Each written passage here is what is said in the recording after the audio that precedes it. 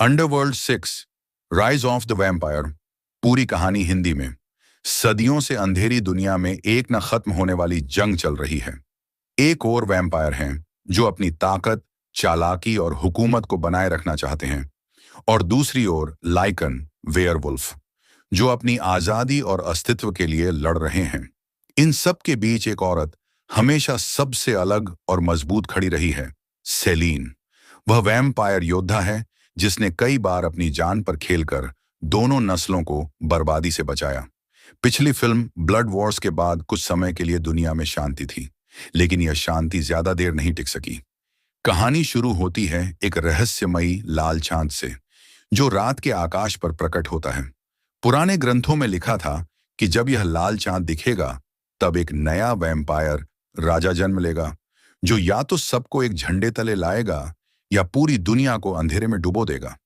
Salient अब शांति से जीना चाहती थी, मगर किस्मत ने उसे फिर लड़ाई में धकेल दिया।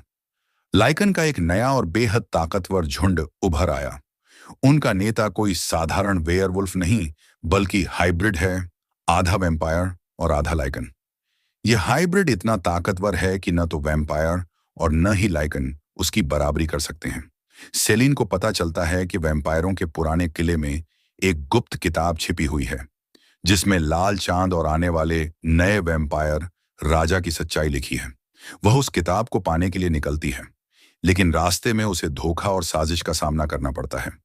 वैम्पायरों के अपने ही कुछ सरदार उसके खिलाफ हो जाते हैं, क्योंकि उन्हें डर है कि सेलिन बहुत ताकतवर है और कभी भी उनकी सत्ता के लिए खतरा बन सकती है। भारी लड़ाई के बाद सेलिन उस किताब को हासिल कर लेती है। किताब पढ़कर उसे सच्चाई का एहसास होता है। नया वैम्पायर राजा दरअसल उसकी अपनी बेटी ईवा है, जिसे उसने सालों पहले दुश्मनों से बचाने के लिए छुपा दिया था। अब ईवा जवान हो चुकी है और उसमें वह शक्ति है जो पूरी दुनिया का संतुलन बदल सकती है। लेकिन ईवा पहले ही हाइब्रिड दुश्मनों के कब्जे में है। वे उसकी शक्ति को अपने नियंत्रण में लेना चाहते हैं। एक माँ के दिल में छिपा प्यार सेलिन को मजबूर करता है कि वह अपनी बेटी को बचाए, चाहे इसके लिए उसे अपनी जान ही क्यों न देनी पड़े। कहानी अपने चरम पर पहुंचती है जब लाल चांद के नीचे एक भयानक युद्ध शुरू होता है। वैम्पायर, लाइकन और हाइब्रिड सब एक दूसरे के खिलाफ लड़ रहे हैं। इसी बीच सेलिन अपनी बेटी को आजाद कराती है। ईवा पहली बार अपनी असली शक्ति दिखाती है। उसमें वैम्पायर की चालाकी और लाइकन की ताकत दोनों मौजूद हैं। माँ बेटी मिलकर दुश्मनों का सामना करती हैं। भयंकर युद्ध के बाद वे हाइब्रिड नेता को हरा देती हैं, लेकिन जीत आसान नहीं होती। ईवा को बचाने के लिए सेलिन अपनी जान कुर्बान कर देती है। आखिरी दृश्य में सेलिन एक सच्चे योद्धा की तरह गिर जाती है, जबकि ईवा खड़ी रहती है, नई पीढ़ी की नेता के रूप में। फिल्म के अंत में ईवा वैम्पायर और लाइकन दोनों को संबोधित करती है।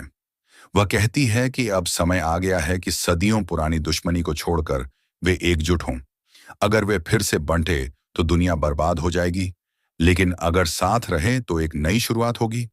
पीछे लाल चांद धीरे धीरे गायब हो जाता है, जैसे यह संकेत दे रहा हो कि अब एक नए युग की शुरुआत होने वाली है।